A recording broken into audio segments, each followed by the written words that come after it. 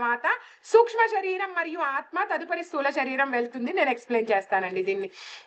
ఏమని చెప్తున్నారంటే ఇక్కడ, ఎప్పుడైతే సూక్ష్మ శరీరము ఆత్మని పట్టుకోదో, ఎప్పుడు పట్టుకోదు సూక్ష్మ శరీరం ఆత్మని, ఎప్పుడు వదిలివేస్తుంది, ఎప్పుడైతే సూక్ష్మ శరీరంలో ఉన్న మనసులో ఉన్న కోరికల లిస్ట్ 0 అవుతుందో, ఎప్పుడైతే మన కోరికలు అబ్బా నాకంటూ ఇంకో కోరిక లేనే లేదు అన్న ఆ తృప్తి మనకు వస్తుందో అప్పుడు ఆత్మని సూక్ష్మ శరీరం పట్టుకోదండి, వదిలివేస్తుంది.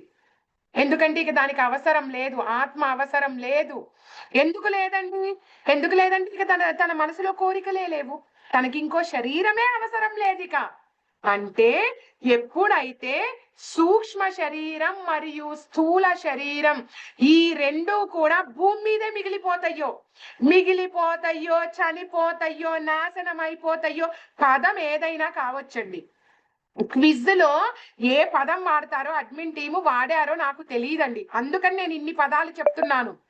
అర్థమవుతుంది కదండి. ఆత్మకి మోక్షము, విముక్తి, ఏదో ముక్తి, ఏదేదో అంటాం కదండి, ఎప్పుడు లభిస్తుంది, ఆత్మ ఎప్పుడు ఫ్రీ అయిపోతుంది, ఎప్పుడైతే స్థూల శరీరం సూక్ష్మ శరీరం ఈ భూమి మీద మిగిలిపోతాయో, ఈ భూమి మీద నాశనం అయిపోతాయో అప్పుడు కదండి. మరి వెళ్ళిపోదాం. ఇక్కడ చెప్తున్నారు పాత చొక్కా కొత్త చొక్కా అంటే ఈ ఉదాహరణ ఏంటంటేనండి, ఇప్పుడు మన తల్లిదండ్రులు కానీ ఎవరైనా మనకు కొత్త షర్ట్ కొత్త చీర ఇచ్చారనుకోండి, మనం ఎలా వేసుకుంటామండి, భలే ఆనందంగా వేసుకుంటాం కదండి. అంత ఎందుకండి, మా పాపకి ఏదైనా కొత్త డ్రెస్ తెచ్చామనుకోండి, అది ముందు భగవంతుడి దగ్గర పెడుతుంది, ఇక దాన్ని ఇలానే పట్టుకొని నిద్రపోతుంది. ఎందుకంటే ఎప్పుడు వేసుకుందాం, ఎప్పుడు తెల్లవారుతుంది, ఎప్పుడు వేసుకుందాం కదా, ఎంతో ఇంట్రెస్ట్ గా వేసుకుంటూ ఉంటాం కదండి కొత్త చొక్కాలు. అంతెందుకండి, మనకి పాత డ్రెస్ ఎంత ఇష్టమైనా కూడా దాన్ని ఒక పరిస్థితుల్లో వదిలివేయాలండి. ఇప్పుడు ఉదాహరణ అండి, ఈ చీర అంటే నాకు చాలా ఇష్టం అనుకుందామండి కదా, పోనీ ఇది చిరిగిపోయిందో ఏదో ప్రాబ్లం వచ్చింది, ఏం చేస్తానండి, టైలర్ దగ్గరికి తీసుకెళ్తాను. ఏమండి ఈ చీర అంటే నాకు చాలా ఇష్టం అండి, కొంచెం కుట్టివ్వరా కదండి, కుడతాడండి.